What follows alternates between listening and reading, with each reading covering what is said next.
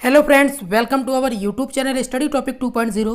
तो फ्रेंड्स, मैं हिमांशु आपका स्वागत करता हूं आपके अपने यूट्यूब चैनल स्टडी टॉपिक 2.0 पर।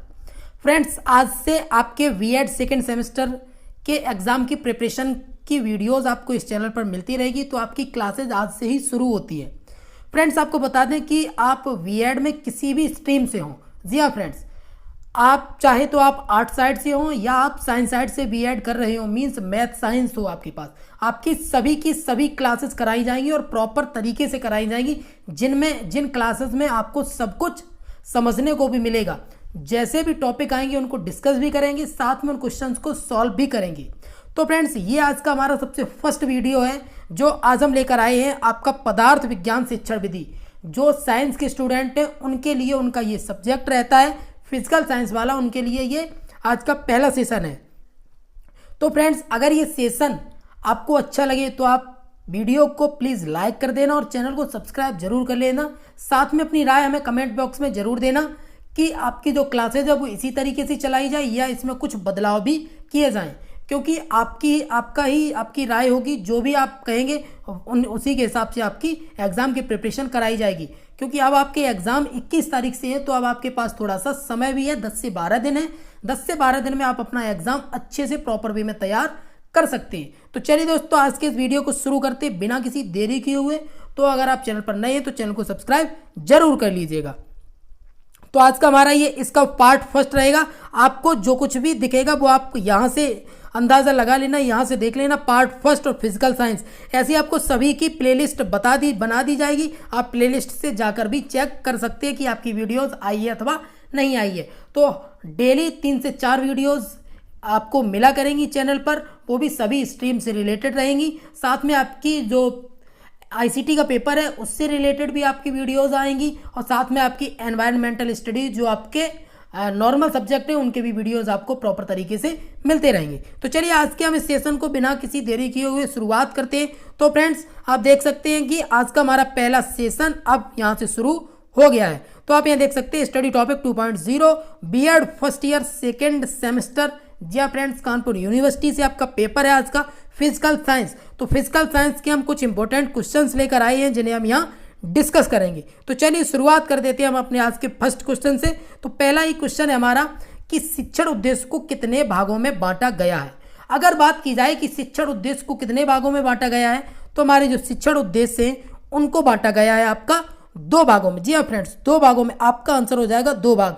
2 भाग कौन कौन से है तो यहाँ देख लीजिएगा। आपके जो 2 भाग हैं उन 2 भाग में आपका एक होता है सामान्य उद्देश्य और एक आपके होते हैं विशिष्ट उद्देश्य। ठीक है फ्रेंड्स, सामान्य उद्देश्य और एक होते हैं आपके विशिष्ट उद्देश्य। सामान्य उद्देश्य की बात करें जैसे कि आपके सामान्य उद्देश्य इस तरीके से होते हैं। सामान्य उद्देश्य आपके कि बालक की तर्क शक्ति का विकास करना, तो इस तरीके के ये सामान्य उद्देश्य होते हैं। और विशिष्ट उद्देश्य जो होते हैं जिन्हें हम एक्सपेरिमेंट करके साबित कर सके, जैसे कि धातु गर्म होने पर फैल जाती है, तो इस तरीके से हमारे विशिष्ट उद्देश्य कहलाते हैं। चलिए, हमारा अपना सेकंड क्वेश्चन है। सेकंड क्वेश्चन को हम देख लेते हैं। सेकंड क्वेश्चन हमारा उद्देश्य का लक्ष्य होता है। तो उद्देश्य का लक्ष्य क्या होता है यहां से हमें पता चलेगा। तो फ्रेंड्स, आप देखिएगा कि उद्देश्य का लक्ष्य जो है वो आपका कैसा व्यापक होता है, संकुचित होता है, असीमित होता है, या फिर बी और सी दोनों आपके होते हैं। बी और सी की बात करें तो आपका जो उद्देश्य का जो लक्ष्य है वो संकुचित और असीमित से आप समझ चुके होंगे कि हमारा उद्देश्य कैसा होता है। असीमित होती है जिसकी कोई लिमिटेशंस नहीं होती है, और ये कैसा, ये हमारा संकुचित होता है, मतलब इसका रूप कोई व्यापक नहीं होता। ठीक है, फैला हुआ नहीं होता है, थोड़े से समय में ये समेट दिया जाता है। तो इसलिए इसका हमारा आंसर हो जाएगा ऑप्शन नंबर डी, बी और सी हमारे दोनों के दोनों आंसर सही होंगे। ठीक है, चलिए अगला हमारा क्वेश्चन है। क्वेश्चन नंबर 3 क्या कह रहा है कि माध्यमिक स्तर पर भौतिक विज्ञान के शिक्षण उद्देश्य हैं। बात यहाँ माध्यमिक स्तर की जा रही है। तो माध्यमिक स्तर की अगर हम बात करेंगे तो आप देख सकते हैं कि भौतिकी के सामाजिक उपयोग समझना बिल्कुल से।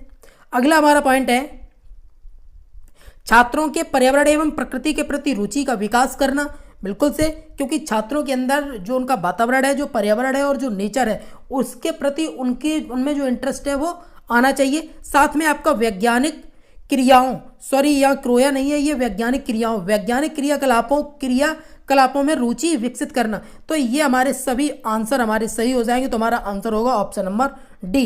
ये सभी हमारे जो हैं, ये सभी हमारे माध्यमिक स्तर पर भौतिक विज्ञान के शिक्षण के उद्देश्य है। ठीक है, चलिए अगला हमारा है उद्देश्य या लक्ष्य की अवधि होती है। बात यहाँ उद्देश्य या लक्ष्य की अवधि की जा रही है। तो उद्देश्य या लक्ष्य की हम अवधि की बात करें तो अवधि हमारी कैसी होती है? अल्पकालीन, तत्कालीन, दीर्घकालीन या फिर ज्ञात नहीं की जा सकती। अगर हम बात करें तो उद्देश्य या लक्ष्य, जो भी हमारा लक्ष्य होता है और उद्देश्य होता है वो हमारा संकुचित होता है, क्योंकि हमें पता होता है कि ये हमें मिलेगा, लेकिन हमें ये नहीं पता होता कि ये कब तक मिलेगा। तो इसलिए हमारी इसकी जो अवधि है वो दीर्घकालीन होती है। कैसी अवधि होती है? हमारी दीर्घकालीन होती है। आंसर हो जाएगा ऑप्शन नंबर सी। ठीक है, चलिए अगला हमारा है कि निम्न में से किसका मापन और मूल्यांकन संभव नहीं है। बात की जा रही है यह मापन और मूल्यांकन की, कि हम किसे माप नहीं सकते, उसको मतलब हम डिफाइन नहीं कर सकते उसके मूल्यांकन के आधार पर, उसको ग्रेडिंग नहीं दे सकते। तो इसमें से क्या है? प्राप्त उद्देश्य का, उद्देश्य या लक्ष्य का, विशिष्ट उद्देश्य का या फिर उपयुक्त सभी का। अगर हम बात करें तो प्राप्त उद्देश्य की, क्योंकि आपको जो उद्देश्य मिल चुके हैं आप उसका मापन और मूल्यांकन कर सकती है। ठीक है, अगर हम बात करेंगे विशिष्ट उद्देश्य की तो विशिष्ट उद्देश्य की भी आप मापन और मूल्यांकन कर सकते हैं। साथ में आपका जो आंसर है ऑप्शन नंबर बी, उद्देश्य या लक्ष्य। अगर हम बात करें उद्देश्य या लक्ष्य की तो आप मूल्यांकन, मापन और मूल्यांकन उद्देश्य या लक्ष्य का संभव नहीं है। तो हमारा आंसर हो जाएगा ऑप्शन नंबर बी। ठीक है, आंसर नंबर बी हो जाएगा हमारा। चलिए अगला हमारा है लक्ष्य शब्द किस शब्द से बना है। अगर बात की जा रही है कि लक्ष्य शब्द की जो उत्पत्ति है वो किस शब्द से हुई है, तो यह बात की जाए तो लक्ष्य शब्द की आपकी जो उत्पत्ति है वो देखिए आप दिस से हुई है, उत से हुई है, लक्षित से या फिर या से। तो आपकी जो लक्ष्य की जो उत्पत्ति है वो आपकी लक्षित से हुई है। आंसर हो जाएगा आपका ऑप्शन नंबर सी। ठीक है, चलिए अगला हमारा है उद्देश्य शब्द मिलकर बना है। तो उद्देश्य शब्द आपका किससे मिलकर बना है? उत से, दिस से या फिर या से या फिर सभी से। तो अगर हम बात करें यहाँ उद्देश्य शब्द की तो उद्देश्य शब्द हमारा इन सभी से मिलकर बना है। तो हमारा आंसर हो जाएगा ऑप्शन नंबर डी, सभी से। ठीक है, चलिए अगला हमारा विज्ञान किस प्रकार के निष्कर्षों की खोज में रहता है। तो विज्ञान जो है, विज्ञान क्या संख्यावाची निष्कर्षों की खोज करता है, क्या प्रमाणवाची, क्या पक्षपातवाची, क्या ये इन सभी की निष्कर्षों की खोज करता है। अगर हम बात करें तो विज्ञान की, तो विज्ञान के जो निष्कर्ष होते हैं वो हमें किसी एक तरीके पर पहुंचा देते हैं, किसी एक परिमाण पर पहुंचा देते हैं। तो इनकी जो खोज का निष्कर्ष होता है वो कैसा होता है? वो आपका होता है प्रमाणवाची। हमारा आंसर हो जाएगा ऑप्शन नंबर बी। ठीक है, अगला हमारा है विज्ञान की प्रगति किस पर निर्भर करती है। हमारा क्वेश्चन नंबर 9 है कि विज्ञान की प्रगति आपकी किस पर निर्भर करती है। तो अच्छे संबंधों पर, समस्या पर, अच्छे मापकों पर या फिर विचार पर। हम क्वेश्चन नंबर 9 को देखेंगे कि विज्ञान की जो प्रगति है वो हमारी किस पर निर्भर करती है। तो विज्ञान की जो प्रगति है उसे हम मापते हैं मतलब उससे हम देखते हैं कि हम जो काम कर रहे हैं वो हमारा कितनी हद तक हम अपने सही वे में जा रहे हैं। तो हम उसको मापते हैं किससे? अच्छे मापकों पर। अच्छे मापकों पर उसकी प्रगति निर्भर करती है, क्योंकि हमारी जो एक्यूरेसी है जब वो सही आएगी तभी हम जानेंगे कि हमारी जो प्रगति है जो हो रही है। ठीक है, चलिए प्रोग्रेस हो रही है। अगला हमारा है साइंटिया शब्द का अर्थ है। अब यहाँ देख सकते हैं आप, साइंटिया जो शब्द है ये आपका इसी से बना है, आपका साइंस। तो इसका जो अर्थ है वो क्या है? ज्ञान, प्रक्रिया या फिर आपका है संसाधन या फिर है समस्या। तो हम बात करें अपने साइंटिया की, तो साइंटिया का हमारा जो अर्थ है वो है हमारा ज्ञान। आंसर हो जाएगा ऑप्शन नंबर ए, हमारा ज्ञान है साइंटिया का अर्थ। ठीक है, अगला हमारा क्वेश्चन है उद्देश्य या लक्ष्य का स्रोत नहीं है। बात की जा रही है उद्देश्य या लक्ष्य के स्रोत नहीं है। तो देखिए यहाँ समाजशास्त्र, दर्शन शास्त्र, संपूर्ण शिक्षा शास्त्र या फिर मनोविज्ञान। अगर हम बात करें क्वेश्चन नंबर अपने 11 की, तो उद्देश्य या लक्ष्य का जो स्रोत है वो हमारा देखो समाजशास्त्र एक उद्देश्य या लक्ष्य लेकर ही आता है। साथ में आपका दर्शन शास्त्र भी इसी तरीके का होता है, साथ में आपका शिक्षा शास्त्र भी होता है। लेकिन आपका मनोविज्ञान की बात करें तो ये एक तरीके की साइकोलॉजी बेस्ड चीज है, तो इसका कोई उद्देश्य या लक्ष्य का स्रोत नहीं है। तो हमारा आंसर हो जाएगा option number D, option number D मनोविज्ञान। ठीक है, चलिए अगला हमारा है विज्ञान शब्द की उत्पत्ति किस भाषा से हुई है। इंग्लिश, फ्रेंच, हिंदी या लैटिन। हम क्वेश्चन नंबर 12 की बात करेंगे तो विज्ञान हमारा साइंटिया से मिलकर बना है, और साइंटिया जो शब्द है वो हमारा किसका? लैटिन भाषा का शब्द है। हमारा आंसर हो जाएगा ऑप्शन नंबर डी। लैटिन भाषा। ठीक है, अगला हमारा क्वेश्चन है विज्ञान साइंस लैटिन भाषा के किस शब्द से मिलकर बना है। अगर बात की जाए कि साइंस किस शब्द से बना है लैटिन भाषा के, तो साइंस आपका साइंटिया से मिलकर बना है। साइंटिया हमारा आंसर हो जाएगा ऑप्शन नंबर सी। ठीक है, अगला हमारा क्वेश्चन नंबर 14 क्या कह रहा है कि विज्ञान शब्द का अर्थ है। अब आखिर में इस विज्ञान जो शब्द है हमें इसको क्या अर्थ है, तो प्रकृति, जानना, संसाधन या फिर कृषि। अगर हम बात करें अपने विज्ञान शब्द की, तो विज्ञान शब्द जो है इसका अर्थ होता है कि आप अपने जीवन में सब कुछ जानते रहे, क्योंकि विज्ञान ही कहता है कि कोई व्यक्ति अगर कह रहा है कि कमरे में आपके में एक रोशनी, एक बल्ब जल रहा है, तो आप उस कमरे में जाइए और वास्तविकता से परिचित होइए, क्योंकि साइंस जो है वो कहती है कि आप प्रयोग करके देखिए, अगर वो आपको प्रयोग की दृष्टि पर खरा उतर जाए तो वही हमारा कैसा, वही हमारा सत्य है। तो इसलिए हम क्या करेंगे, इसका आंसर हो जाएगा हमारा जानना। ठीक है, टू नो, विज्ञान शब्द का अर्थ क्या है, टू नो मतलब जानना। अगला हमारा विज्ञान की उपयोगिता है कृषि क्षेत्र में, परमाणु ऊर्जा में, अंतरिक्ष में या फिर उपरोक्त सभी में। अगर हम बात करें अपने विज्ञान की उपयोगिता, तो देखिए विज्ञान से ही हमारी कृषि में बहुत फायदे हुए हैं, क्योंकि विज्ञान ही वह संसाधन है जिसके माध्यम से आज हमें ट्रैक्टर आसानी से मिल जाते हैं, उर्वरक हमें आसानी से मिल जाती है। परमाणु ऊर्जा की बात करें तो आप जान सकते हैं कि जैसे कि आपकी सपोज दैट आपके रिएक्टर में जो चीज़ यूज होती है, रॉकेट वगैरह, सभी तरीके की ये सभी क्या, ये सभी साइंस से ही उत्पन्न हुई है। अगली बात करेंगे अंतरिक्ष की, तो अंतरिक्ष भी हमारा साइंस का ही पार्ट है। तो हमारा आंसर हो जाएगा ऑप्शन नंबर डी, ये सभी के सभी हमारे विज्ञान की उपयोगिता के अंतर्गत आते हैं।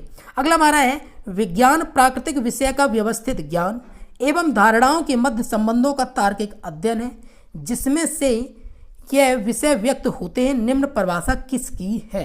तो इस बात को किसने कहा है कि विज्ञान जो है वो प्राकृतिक विषय का व्यवस्थित ज्ञान एवं धारणाओं के मध्य संबंधों का कैसा, तार्किक अध्ययन है, जिसमें यह विषय व्यक्त होते हैं। कौन से ये विषय व्यक्त होते हैं, ये किसकी परिभाषा है। बात की जाए क्वेश्चन नंबर 16 की, तो हमारी परिभाषा है ये डैम्पियर की। आंसर हो जाएगा ऑप्शन नंबर बी, डैम्पियर। ठीक है, चलिए अगला हमारा क्वेश्चन नंबर क्या कह रहा है, क्वेश्चन नंबर हमारा 17 है। क्या कह रहा है कि वैज्ञानिक विधि के अंतर्गत ज्ञानार्जन के लिए क्या समस्या समाधान के लिए किसकी आवश्यकता होती है। बात की जा रही है यह वैज्ञानिक विधि के अंतर्गत ज्ञानार्जन, मतलब हम ज्ञान अर्जित करेंगे करने के लिए या समस्या समाधान के लिए, या तो हम ज्ञान प्राप्त करेंगे या फिर हमें समस्या जो होगी उसके समाधान के लिए हमें किसकी आवश्यकता होती है, सूत्र की, उपकरण की या फिर समस्या की या फिर उपरोक्त सभी की। हमारा क्वेश्चन नंबर 17 है। आप देख सकते हैं कि विज्ञान विधि के अंतर्गत ज्ञानार्जन की समस्या समाधान के लिए किसकी आवश्यकता होती है, तो ज्ञानार्जन के लिए हमें समस्या की आवश्यकता होती है। आंसर हो जाएगा ऑप्शन नंबर सी, क्योंकि जब तक हमारे पास समस्या नहीं होगी तब तक हमारे पास कोई समाधान नहीं होगा। हम अगला बात करेंगे अपने क्वेश्चन नंबर 18 की कि किस भारतीय वैज्ञानिक के अथक प्रयासों के द्वारा भारत में हरित क्रांति का उद्भव हुआ है। तो आप यह देख सकते हैं बात की जा रही है भारतीय वैज्ञानिक की, तो भारतीय वैज्ञानिक आप देख सकते हैं कि वोरलॉग की अगर हम बात करें तो वोरलॉग भी हमारे हरित क्रांति से संबंध रखते हैं, फेराडे और डॉक्टर स्वामीनाथन कार्योपर।